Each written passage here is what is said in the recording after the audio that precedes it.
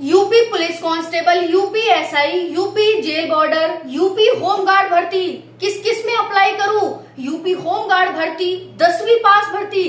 भाई साहब बहुत ही शानदार वैकेंसी आ चुकी है आप सभी के लिए यूपी होमगार्ड की, जो कि 10वीं पास है। एज अगर जानेंगे, आपकी एज कितनी भी हो आप इसके एलिजिबल होंगे ही होंगे, ये मेरी आपसे गारंटी है। चलिए बात करते हैं यूपी होमगार्ड में 10वीं स्तर पर बहुत ही अच्छी वैकेंसी आ चुकी है, जिसका आप सभी इंतजार कर रहे थे।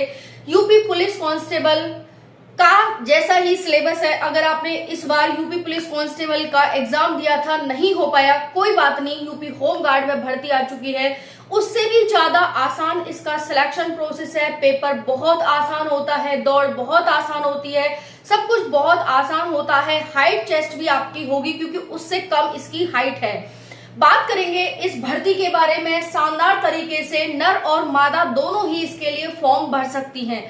बिल्कुल आप सही सुन रहे हैं, वैकेंसी बहुत सारी आ रही है यूपी में, निसंदेह, इसमें कोई संदेह नहीं है। और दूसरी बात है कि चुनाव भी तो है भाई, 2027 में चुनाव है, 2025 चल रही है, लगभग मिड आने वाली है, तो वैकेंसी का आना तो लाजमी है और वैकेंसी आएंगी। अगर आप सीरियस हैं तो इस बार आप एक सिलेक्शन यूपी पुलिस कांस्टेबल या फिर यूपी में ले ही लेंगे। चाहे आप अदर स्टेट के बच्चे हैं, आप तब भी यूपी में नौकरी ले सकते हैं, क्योंकि भाई वहां पर अदर स्टेट का कोटा होता है।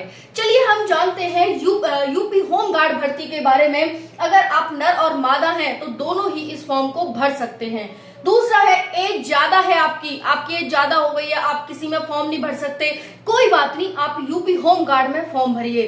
दूसरी बात है, अगर आपकी हाइट कम है, कोई बात नहीं भाई, भर दो, इसमें आपकी हाइट है।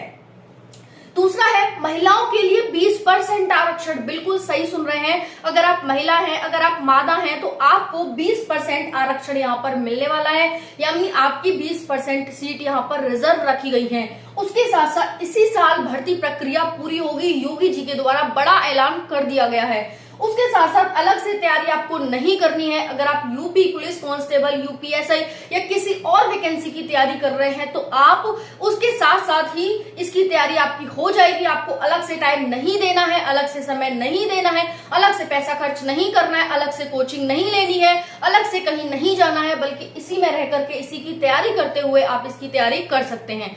उसके साथ साथ साथियों, अगर आपके पास इनकी तैयारी कर रहे हैं तो इसकी भी तैयारी आपकी हो जाएगी, चुटकियों में पता भी नहीं चलेगा।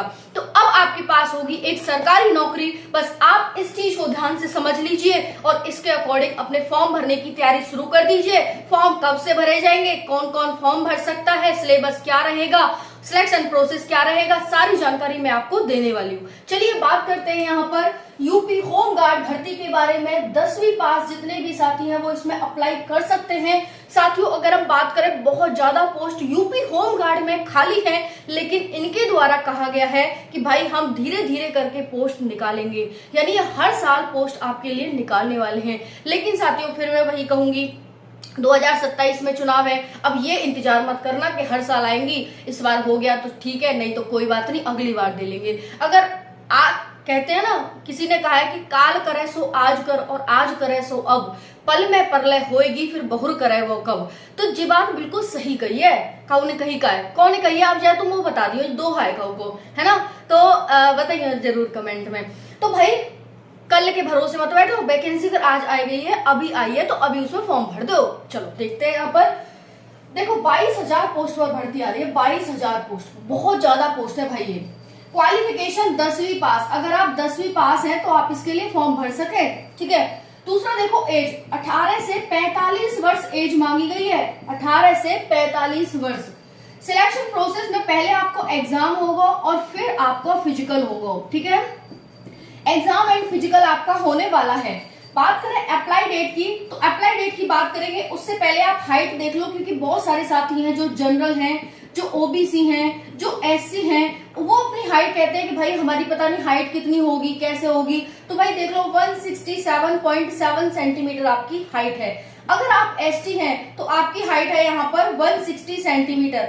अगर आप गोरखा पहाड़ी हैं, गोरखा पहाड़ी क्षेत्र से हैं, तो आपकी जो हाइट है वो 162.67 सेंटीमीटर होनी चाहिए। भाई समझ लो, गोरखा का मतलब है अगर आप पहाड़ी क्षेत्र से हैं तो, पहाड़ी क्षेत्र से, ठीक है। तो जनरल, ओबीसी, एससी इतनी, एसटी इतनी, और यहाँ पर पहाड़ी क्षेत्र वाले जितने भी साथी हैं उनकी हाइट है 162.6 सेंटीमीटर।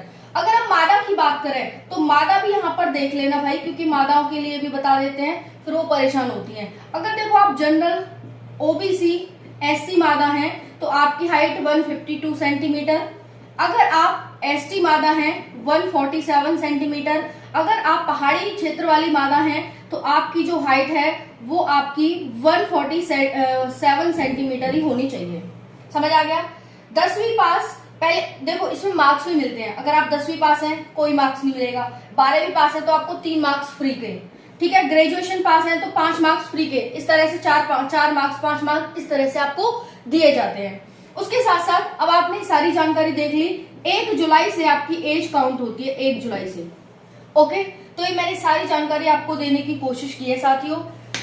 वीडियो को लाइक जरूर कर देना, क्योंकि बहुत ज्यादा मेहनत लगती है, बहुत ज्यादा, पूरा मतलब बहुत ज्यादा मेहनत लगती है। मैं क्या बताऊं आपको, है ना, बताएंगे किसी दिन, बात करेंगे बैठ के, ठीक है, कितनी मेहनत लगती है वीडियो बनाने में।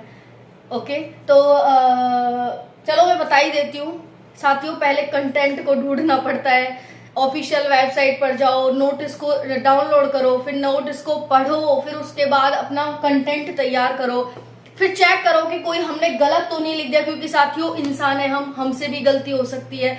तो फिर चेक करो कि कहीं कोई गलती तो नहीं हो गई। फिर चेक करने के बाद आपके लिए वीडियो बनाई जाती है, फिर उसको एडिट किया जाता है, फिर उसको एडिट करने के बाद फिर उसको डाला जाता है, डालने के बाद फिर उसमें सारा एडिटिंग की जाती है, थंबनेल बनाया जाता है, फिर थंबनेल बनाने के बाद पूरा टैग वैग लगाया जाता है, जब जाकर वीडियो एक अपलोड होती है। कितना समय लगता होगा आप इससे एज्यूम कर सकते हैं, बाकी आपको विस्तार से किसी दिन बताएंगे।